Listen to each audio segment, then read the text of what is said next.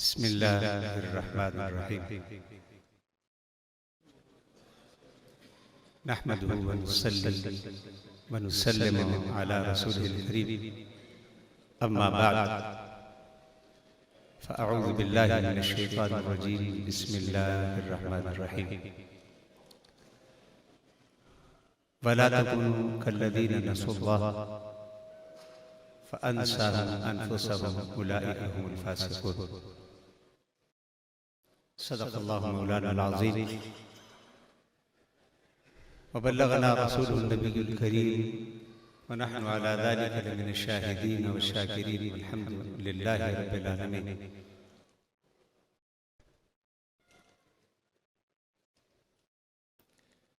हुजूम क्यों है ज़्यादा,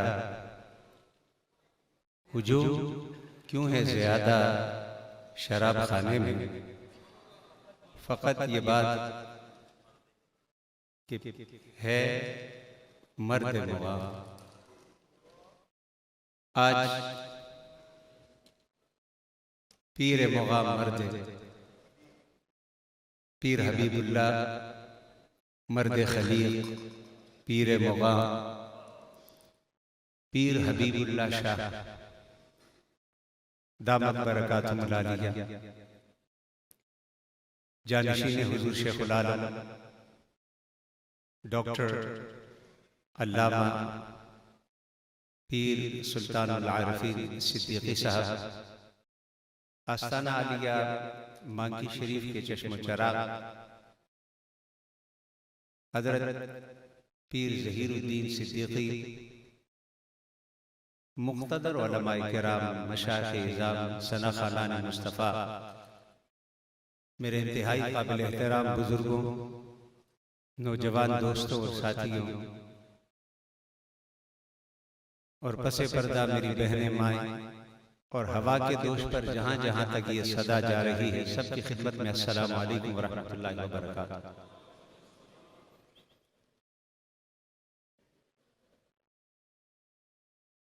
आज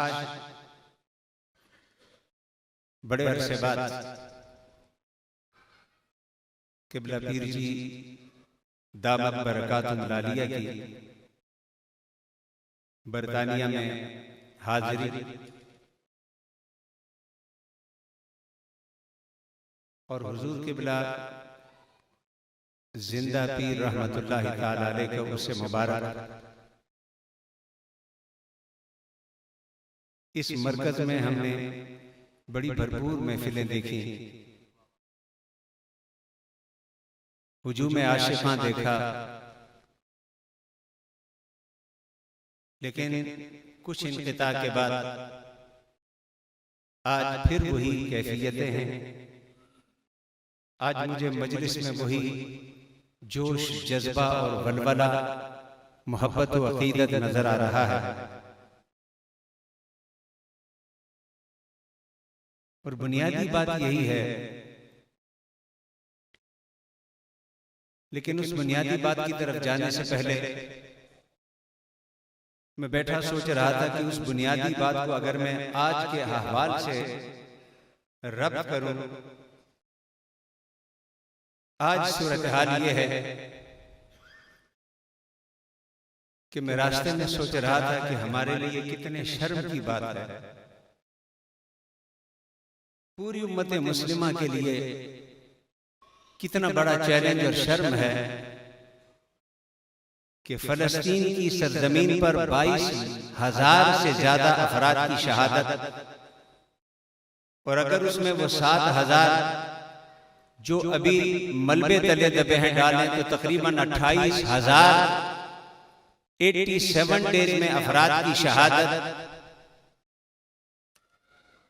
56,000 से ज्यादा अफराद जख्मी। यूएनओ की तारीख में जब से यूएनओ बनी है 78 ईयर्स, किसी एक कॉन्फ्लिक्ट में, खा वो अफगान वार हो जो 20 साल से ज्यादा रही, वियतनाम की वार हो जो 20 साल से ज्यादा रही, किसी एक कॉन्फ्लिक्ट में इस कदर कसरत के साथ 136 यूएनओ के वर्कर कहीं हलाक नहीं हुए। यहां पर 87 दिन के अंदर 136 से ज्यादा अफराद फकत यूएनओ जो पूरी दुनिया के अमन का जामिन है अपने बंदे को चुका। सैकड़ों डॉक्टर अपनी जिंदगियां खो चुके।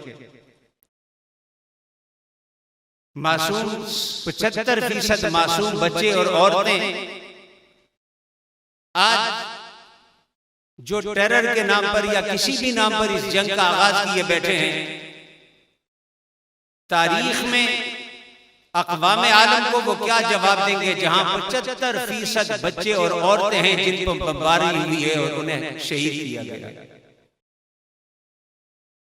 लेकिन उससे बड़ा अफसोस का मकाम यह है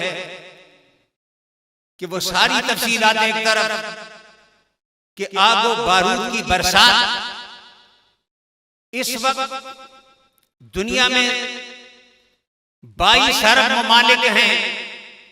ये बात मैं इसलिए कहता हूं कि पहले कभी कभी यह नारा लगाया जाता था कि फलस्तीन अरबों का मसला है।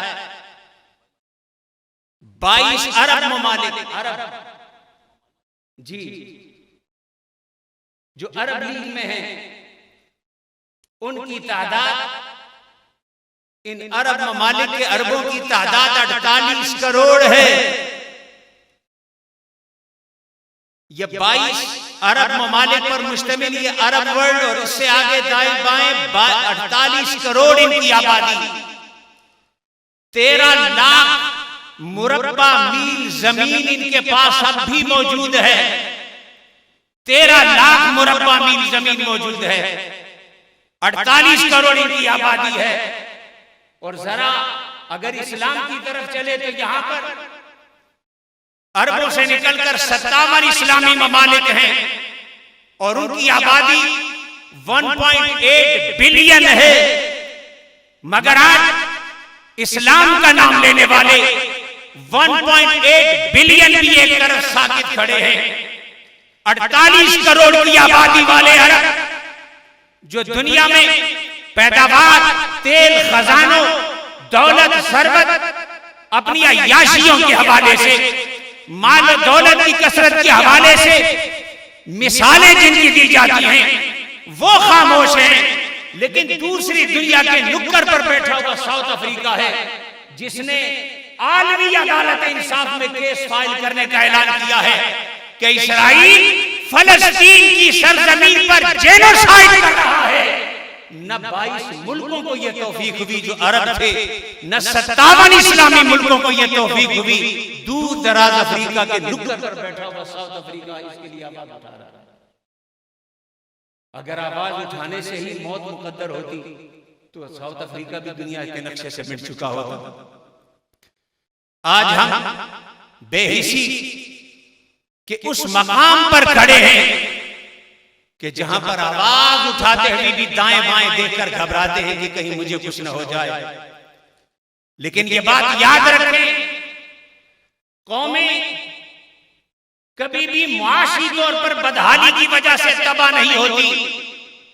अगर मुआशियत और फक़्र मईशत कौमों को तबाह करती होती तो एथियोपिया कब का मिट चुका होता, अफ्रीका सफ़े हस्ती से मिट चुका होता, वहां के करोड़ों की आबादी का नामो निशान खत्म हो चुका होता। मगर वो आज भी जिंदा है। कौमें अगर तबाह होती हैं तो जब वो अखलाकी और मॉरल वैल्यूज खोल देती हैं तो उनके ज़वाल को कोई नहीं रोक सकता। आज हमारा ये इज्तिमा हम समझते हैं कि जहां बुजुर्गों का जिक्र करेंगे और झूम के करेंगे, पूरी अकीदत और मोहब्बत के साथ करेंगे, मगर वहां हमने दुनिया को यह पैगाम भी देना है कि हम उस खानदान से ताल्लुक रखते हैं, उस कबीले से ताल्लुक रखते हैं, उस मजहब से ताल्लुक रखते हैं, उस दीन से ताल्लुक रखते हैं कि मर रहा मिनको मुनकरन फलयुगय्यर बियदी। मुस्तफा ने उनकी कैटेगरी बयान कर दी कि कुछ वो है जिनके पास ताकत और इख्तियार है वो हाथ से रोके, लेकिन अगर वो ताकत और इख्तियार वाले जिनके पास ताकत और इख्तियार है अगर वो बेज़मीर हो जाए फबिलिसानी, जो तुम बस्तियों में रहने वाले हो, जिसको बोलने की सलाहियत है, जो खिताबत करता है, जो स्टेज पे आता है, जिसकी जबान चलती है, उसे इतना बेहमियत नहीं होना चाहिए कि उसकी जबान भी कलम हक न कह सके। और आम पब्लिक जो हर हवाले से मजबूर हो मकबूर हो, फबियदे, कम अज कम अपने रवैयों से तो बताएं कि इस जुल्म को हम कभी भी बर्दाश्त नहीं करेंगे। आज अमेरिका सिडनी से लेकर लंदन की गलियों तक ये लाखों के हर हफ्ते वीकेंड के इज्तिमा बताते हैं कि इस मुश्किल गए गुजरे दौर में भी अक़वाम आलम का ज़मीर बेदार है, और बेदार न होता तो वो यूएनओ जहां पर 5 मुस्तकिल मेंबरों के डेरे हैं, जिन्होंने अपने ब्लॉक्स बनाए हैं, उनकी मर्जी जिसे पास करें न करें, लेकिन जनरल असेंबली पर जाकर अक़वाम आलम का ज़मीर अब भी बेदार है। 153 ममालिक ने इसराइल के जुल्म और सीज़फायर के हवाले से अपनी आवाज उठाकर जमाने को बता दिया कि जिंदा कौमें जहां भी हो अपनी जिंदगी का सबूत दे दें। हमें इस हवाले से हमें अपनी हर महफिल में, हर मजलिस में अपना फरीजा अदा करते रहना चाहिए। लेकिन साथ साथ हमारे लिए ये पैगाम भी है कि याद रखो, गज़ा वालों के मकानात तुमसे बुलंद बाला थे, उनकी आबादी 2.3 मिलियन तुमसे ज्यादा थी। 4 मिलियन रहने वालों, यूरोप में बसने वालों, इस्लामी मुल्कों में बसने वालों, जालिम जब जुल्म पर उतरता है, जेनोसाइड पर उतरता है, जुल्म की इंतहा करता है, तो फिर लम्हे ऐसे बदलते हैं। इसलिए सर मट्टी में देकर बैठने से कभी आपको अपना हक नहीं मिलता। हक उन्हीं को मिलता है जो अपने हक के लिए हर मैदान में लड़ना जानते हैं। हाँ, कानून का, कायदे का, ज़ाब्ते का हमेशा ख्याल रखना चाहिए कि आपने जंग लड़ते हुए कभी अपने आप को विक्टिमाइज नहीं करना, कभी किसी और के हाथ में नहीं खेलना। बहुत सारे हैं जो आपके जज्बात से खेलकर आपको विक्टिमाइज करना चाहते हैं, आपसे ऐसे ऐसे नारे लगवाना चाहते हैं जो आपकी कम्युनिटी को डैमेज करते हैं, आपको ऐसे डगर पे चलाना चाहते हैं जिससे आप अपने कौस से खुद दूर होते हैं। जहां पर जोश होना चाहिए वहां उस जोश के साथ होश भी होना चाहिए। कायदे कानून को भी समझना चाहिए कि दुनिया में जंगें कैसे लड़ी जाती हैं, दुनिया में अपने मुकद्दमात कैसे पेश किए जाते हैं।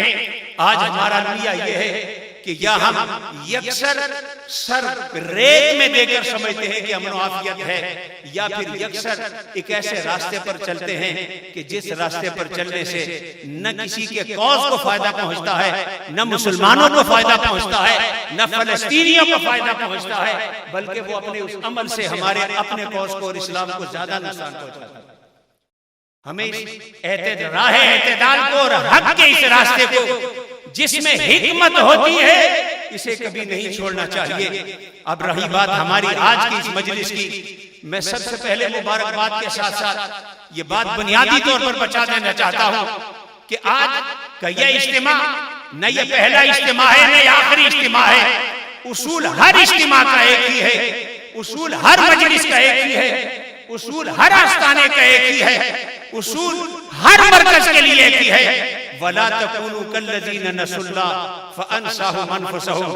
अल्लाह ने एक ज़ाब्ता बयान बता दिया, याद रखो जब तुम अल्लाह को भूलोगे खुदा तुम्हें अपने आप से बेगाना कर देगा।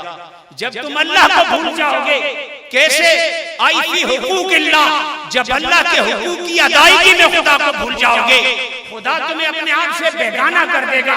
तुम जमीन पर रहोगे, तुम्हारा वजूद बिखरा हुआ होगा, तुम्हारा इत्तेहाद मुंतशिर होगा, तुम्हारी कोई कीमत नहीं होगी, तुम्हारी कोई शनाख्त और तुम्हारी कोई पहचान नहीं होगी।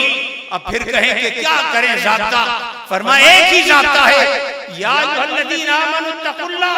ए लोगों, जिस तरह गमगोल की पहाड़ियों पर उन्होंने तकवा की चादर पहनकर उस तन्हाई में जिक्र खुदा को बुलंद किया था, तुम भी जिक्र खुदा के साथ वाबस्ता हो जाओ, हक के रास्ते के साथ वाबस्ता हो जाओ, अमामिर और नवाही के हवाले से सिराते मुस्तकीम को अपना लो, तुम खुदा को नहीं भूलोगे, खुदा तुम्हें नहीं भूलेगा।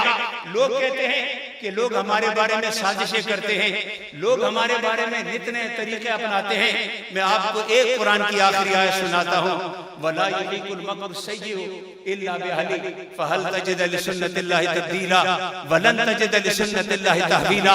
फरमाया जब इंसान राह हक पर चलता है उसके साथ साजिशें भी होती हैं, मकर फरेब भी होते हैं, उस पर तोहमतें भी लगती हैं, उस पर इल्जामात भी लगते हैं, मगर अल्लाह ने एक ज़ाब्ता बना दिया, वला यहीकुल मक्र सय्यु, तुम सिराते मुस्तकीम पर चलो, तुम हक के रास्ते पर चलो, मैं रब होकर तुमसे वादा करता हूँ, वला यहीकुल मक्र सय्यु इल्ला बिअहली, कोई साजिश तुम्हारे खिलाफ करेगा, मगर तुम्हारे खिलाफ करेगा, मगर मेरा रब होकर वादा है कि हर उसके मगर को उसकी पर मुसल्लत कर दूंगा, हर उसका मगर उसी पर टूटेगा। वलन तजिद लिसुन्नतिल्लाहि तब्दीला वलन तजिद लिसुन्नतिल्लाहि तहवीला। फरमाया कौमों के उरूज और ज़वाल की पूरी कहानी देख लो, जिसने मकर फरेब किया, जिसने सोचा कि साजिशें करके या खुद ऊपर चला जाएगा या किसी इज्जत वाले को बेइज्जत कर देगा, तोहमतें लगा के या खुद आगे बढ़ जाएगा या किसी इज्जत वाले को बेइज्जत करेगा, तो फरमाया याद रखो, वला युहीकुल मक्र सय्यु वलन तजिद लिसुन्नतिल्लाहि तब्दीला। फरमाइए तेरे रब की सुन्नत है, जब बंदा खुद हक के रास्ते पर चलता है, अल्लाह हर साजिशी की साजिश अपने सर पे तोड़ देता है। इसलिए पीर साहब, बुजुर्गों, दोस्तों, जमात वालों, तंजीम वालों, आस्थाने वालों, जब रास्ते पर चलो फिर ये ना घबराओ फलाना ये कर देगा, फलाना ये अल्लाह फला यहीकुल मक्र सय्यु। अगर आप मगर नहीं करते और आप हक रास्ते पर हो, अल्लाह का वादा है, मेरी आदम से लेकर आज तक सुन्नत है, मैं हर मकर को तोड़कर उसके मकर को उसी पर खत्म करके तुम्हें सरखुरू करके, यही हमारे लिए इत्मीनान है। आज मैं न सिर्फ अपनी तरफ से बल्कि जमात अहले सुन्नत बरतानिया की तरफ से क़िबला पीर साहब को इस अजीम शान इज्तिमा पर और पुरानी यादों को फिर से ताज़ा करने पर मुबारकबाद पेश करता हूँ। और उन्हें भी कहता हूँ जो कहते हैं कि अब उर्सों का दौर नहीं रहा, पीरों फकीरों का दौर नहीं रहा, मेरा कल भी ईमान था, आज भी ईमान था। अगर कोई जिंदा पीर जैसा हो, अगर कोई अलाउद्दीन जैसा हो, तो अब भी पीरों का दौर है, अब भी फकीरों का दौर है।